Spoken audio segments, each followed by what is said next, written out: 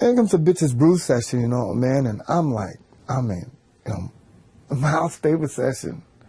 You know, oh my God, you know. And I walked into the studio, man, and I saw all those musicians, you know, Herbie and Joe and Dave Holland, this big conglomeration of all these cats, McLaughlin, and I'm going, what the heck is going on? Because I'm thinking I'm going to be playing with Tony and Ron Carter and that whole contingent.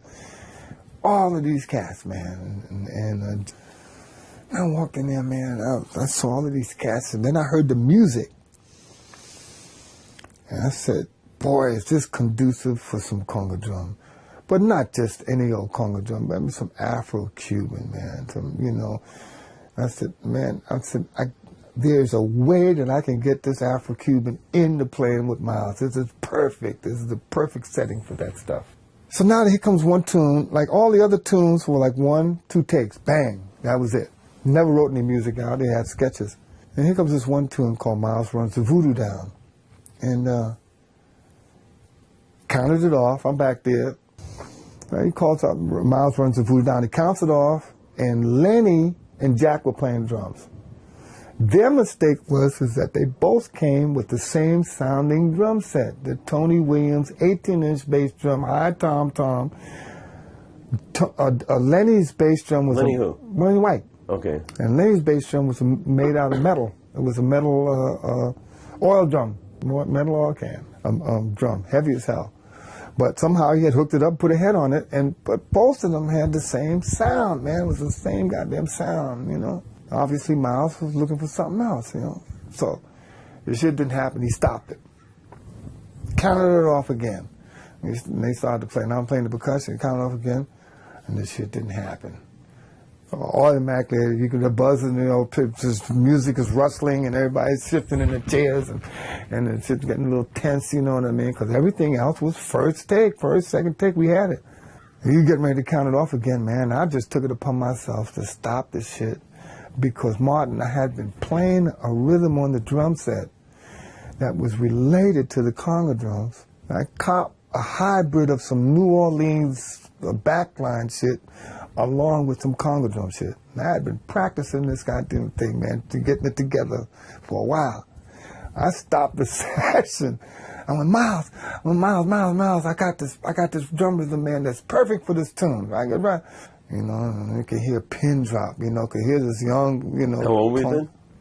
I was, well, young, but because I started late, so I was 29. This was 1969, I was 29. But young because I started playing late, you know what I mean? And, you know, I knew these cats, but I really didn't know these guys. I wasn't in the in crowd, so this shit got real quiet, man. You know, well, hey, number one, this is the third time Miles has counted the tune off, and yeah, I'm like, you know, taking it upon myself to stop the session. So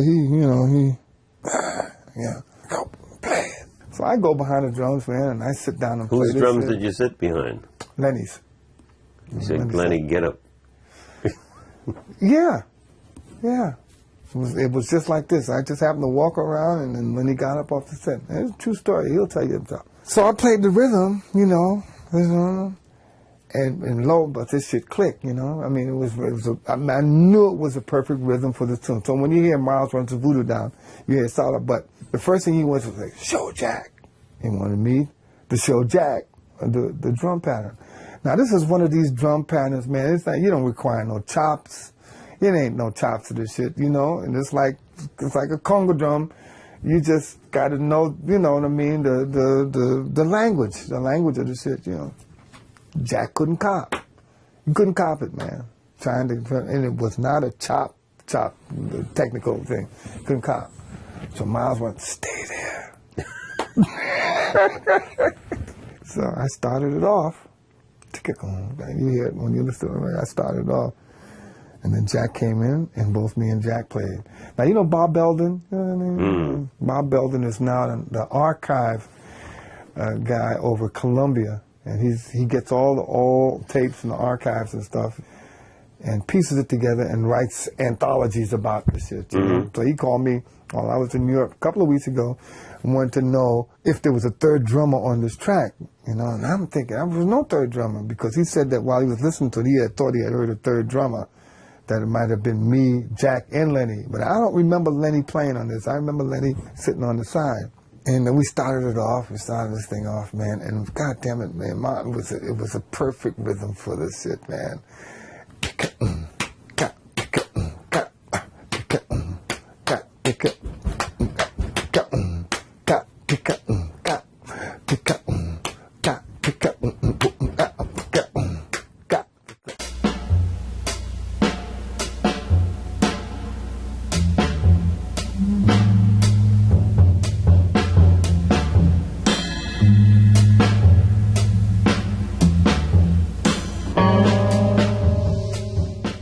It's called Miles Run to Voodoo Down.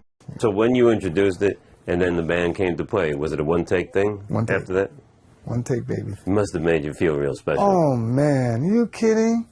I mean, I'm in heaven. You know, I'm like, I got to play drums on it. But did an experience like that cement a relationship, a bond between you and Miles? Yeah, because he always mentioned it afterwards. You know, I joined the band after that.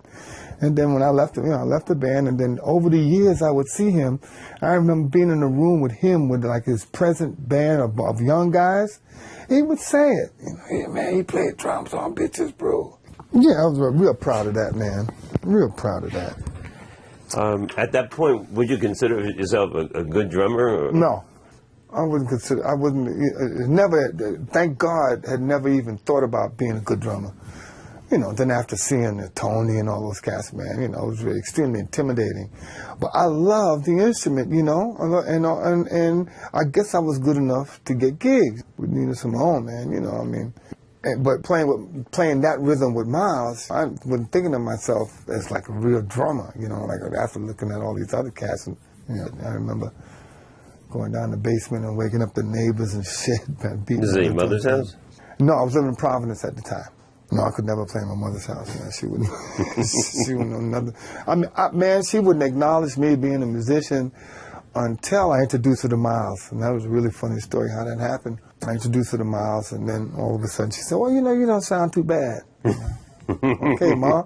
And she's from St. Martin? No, she was born in New York. My dad was born in St. Martin. My dad and my grandmother. My grandfather was born in Anguilla. I don't know if you know that island next to it. It's a great island. It's a well-kept secret. He left there in 1914. He never went back. So now I'm like, I'm in it now, man. I'm in it, Miles now, And so I'm joining Miles' band. Mm-hmm. And in the band was Gary Bartz.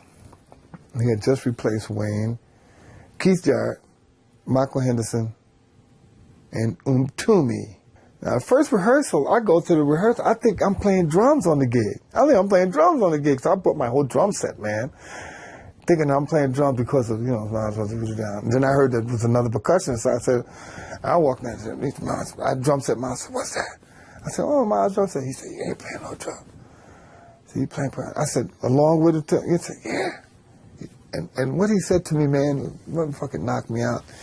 And I only say that, I tell you this because I don't, like to expound on that shit, toot my own horn, but he said, "I can't find nobody to play that stuff like you do." Which, what he meant was Afro-Cuban shit, man.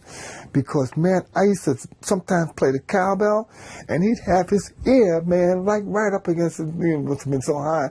He had his ear up in the fucking cowbell. And he used to even say it, man, "Play that Afro-Cuban shit, motherfucker." He used to say it. He loved it, man. I'd play, they be playing up, and I'd and he loved that shit.